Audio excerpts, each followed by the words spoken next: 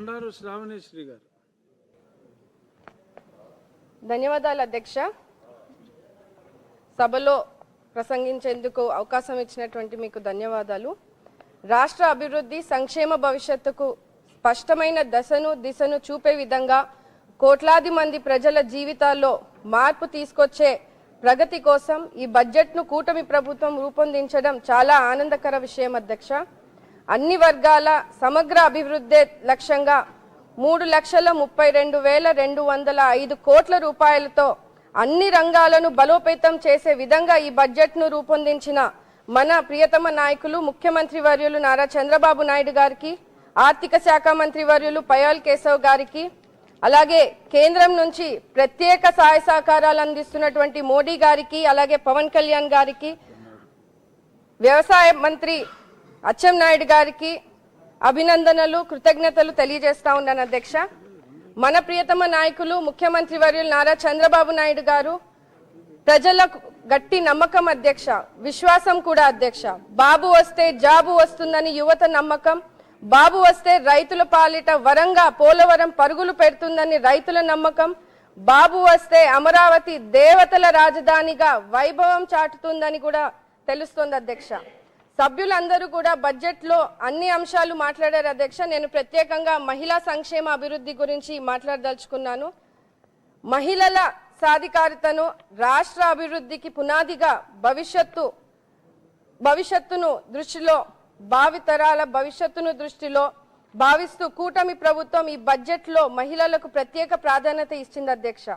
మహిళలను సమాజంలో మరింత గౌరవంగా నిలబెట్టేందుకు 2026-27 బడ్జెట్ కేటాయింపులో 4,582 కోట్ల రూపాయలు ప్రత్యేక కార్యక్రమాలకు కేటాయించడం జరిగింది అధ్యక్ష. సూపర్ 6 ద్వారా మహిళల సంక్షేమానికి పెద్దపీఠం వేస్తూ తల్లికి వందనం పథకానికి 9,668 కోట్ల రూపాయలతో తల్లులకు ఇంట్లో ఎంతమంది పిల్లలు ఉంటే అంతమంది పిల్లలకు డబ్బులు వేసి పిల్లల విద్యకు అండగా నిలుస్తున్నారు అధ్యక్ష. ఇది కేవలం ఆర్థిక సహాయం కాదు, ఇది ప్రతి తల్లికి ఇస్తున్న గౌరవ వందనంగా భావిస్తున్నాం అధ్యక్ష. ఆనాడు మహిళల కన్నీళ్లు తుడవడానికి దీపం పథకం ఇచ్చి ఈ రోజు దీపం 2 పథకం కింద 2,600 కోట్ల రూపాయలు కేటాయిస్తూ ఏడాదికి ఉచితంగా 3 గ్యాస్ సిలిండర్లు ఇచ్చి మహిళలకు వంటింటి కష్టాలను దూరం చేసింది కూడా మన ముఖ్యమంత్రి వర్యులు నారా చంద్రబాబు నాయుడు గారు, కూటమి ప్రభుత్వం అధ్యక్ష. శ్రీశక్తి పథకం కింద మహిళలకు ఉచిత బస్సు ప్రయాణం కోసం 1,420 కోట్ల రూపాయలతో కేటాయించడం జరిగింది అధ్యక్ష. మహిళలకు కేవలం ప్రయాణ సౌకర్యమే కాదు, ఇది స్వేచ్ఛకు ఒక పాస్పోర్ట్ లాగా అధ్యక్ష, ఉపాధికి ఇచ్చినటువంటి మార్గం అధ్యక్ష, ఆత్మవిశ్వాసానికి ఇచ్చినటువంటి రెక్కలని కూడా ఈ సందర్భంగా తెలియజేస్తున్నాను అధ్యక్ష. గత వైసీపీ ప్రభుత్వంలో 2014-19 మధ్యలో మహిళల కోసం మన చంద్రన్న ప్రవేశపెట్టిన పెళ్లి కానుక, తల్లి బిడ్డ ఎక్స్ప్రెస్, చేయుత లాంటి ఎన్నో సంక్షేమ పథకాలను నిలిపివేశారు అధ్యక్ష. ఆర్టీసీ ఛార్జీలు కూడా పెంచి రాష్ట్ర మహిళలను పట్టించుకోకుండా మహిళా సంక్షేమాన్ని గాలికి వదిలేశారు అధ్యక్ష. మన కూటమి ప్రభుత్వంలో మహిళలకు సామాజిక, ఆర్థికంగా, ఆరోగ్య పరంగా అలాగే రాజకీయ భద్రతకు కలిగిస్తూ ఈ 4 స్తంభాలపై మహిళా సాధికారతకు నిర్మించడం రాష్ట్ర మహిళల తరఫున మన ముఖ్యమంత్రి వర్యులకు ధన్యవాదాలు తెలియజేస్తున్నాను అధ్యక్ష. అంతేకాదు అధ్యక్ష, డ్వాక్రా మహిళలకు వడ్డీ లేని రుణాలు, ముఖ్యంగా ఎస్సీ ఎస్టీ మహిళలకు అత్యధిక రుణాల సౌకర్యాలు, గ్రామీణ ప్రాంతాల్లో మహిళా మరియు శిశు సంక్షేమానికి కీలకమైన అంగన్వాడీ వ్యవస్థలో గర్భిణీ స్త్రీల సంరక్షణ, పోషకాహారం, శిశు ఆరోగ్య సేవల బలోపేతం చేసే విధంగా ఈ బడ్జెట్ ఉందని కూడా సందర్భంగా తెలియజేస్తున్నాను అధ్యక్ష. మహిళలు ఉపాధి కోసం ఎదురు చూసే స్థితి నుంచి ఉపాధి కలిగించే స్థాయికి తీసుకెళ్లడమే ముఖ్యమంత్రి గారి లక్ష్యం అని కూడా ఈ సందర్భంగా తెలియజేస్తున్నాను అధ్యక్ష.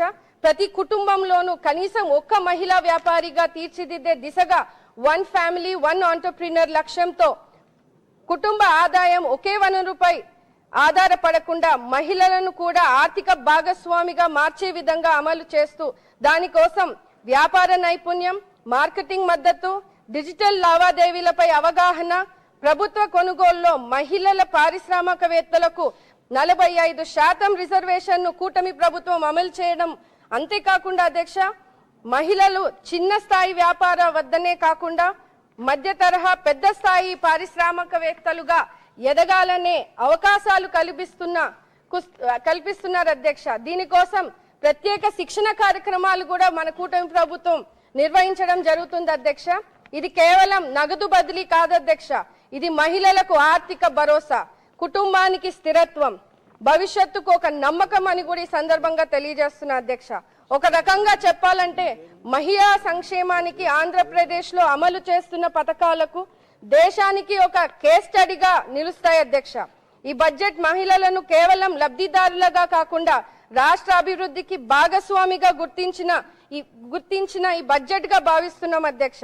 మహిళలను సరైన రీతిలో ప్రోత్సహిస్తే అద్భుతాలు సాధిస్తారని నమ్మి ప్రతి రంగంలోనూ వారిని ఓ అన్నలా, ఓ కొడుగ్గా, ఒక తండ్రిలా మహిళలను పైకి తీసుకువచ్చి వాళ్ళ కాళ్ళపై వాళ్ళే సొంతంగా నిల్చునే విధంగా మన ముఖ్యమంత్రి వర్యులు నారా చంద్రబాబు నాయుడు గారు అహర్నిశలు శ్రమిస్తున్నారు అధ్యక్ష.